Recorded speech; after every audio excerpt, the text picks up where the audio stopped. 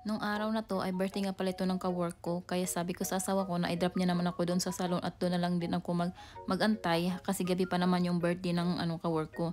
Tapos ayaw niya akong ihatid, sabi niya mag-drive daw ako. Kaya ito, nag-impake ako at sabi ko sa kanya ayaw kong umuwi, kaya mag-check-in na lang kami sa hotel.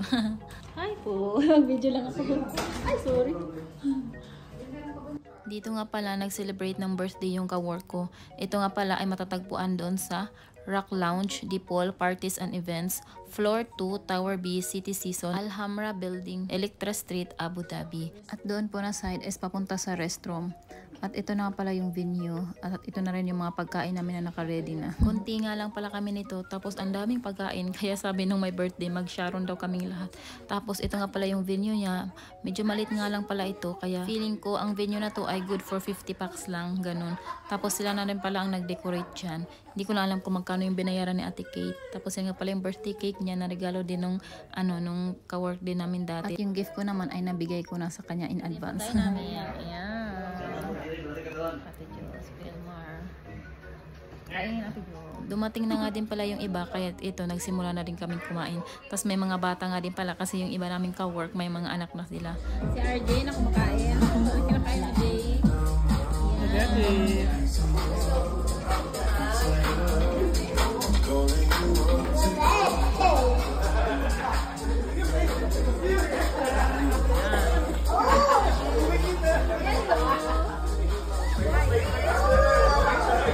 Time na to, nakahabol na nga din pala yung asawa ko kasi tapos na siya sa work niya.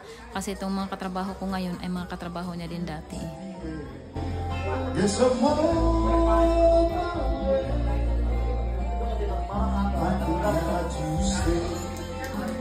girl! Ang ganda ng birthday girl!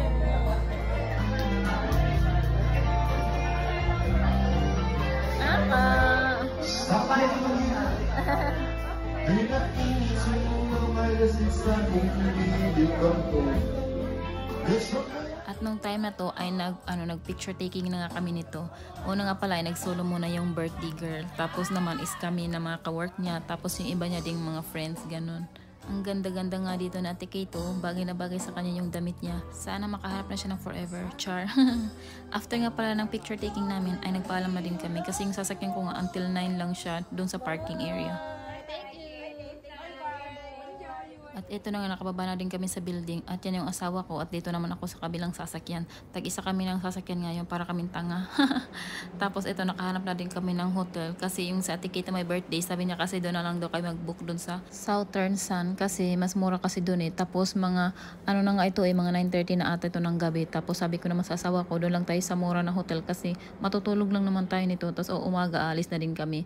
Kaya ito, nakabook na kami dito. Siguro mga 360 dirhams nga pala yung binayaran namin. Good for 2 packs na yun. Tapos kasama na din pala yung breakfast nun.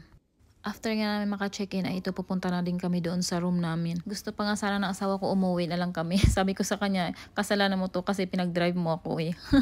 Imbis na sabi ko sa kanya, ihahatid niya lang ako. Tapos kahit gabi ako na magdadrive eh. Ayaw niya kasi akong ihatid eh. Kaya sabi ko hindi ako uuwi.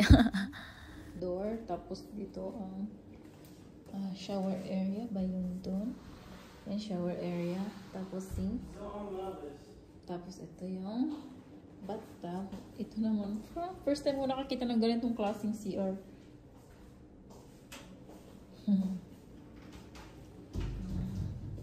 Tapos ito naman yung cabinet. Tapos may ref din dito. Simple lang naman siya. Basta matulugan lang. Kasi nantok na talaga kami. Tapos naghanap kami ng syempre mas mura. Gusto na sawa ko ng ng sweet room. Ay naku, wag na. Mahal na siya. Matutulog lang naman kami dito. Tcharan. Ayan ang view niya.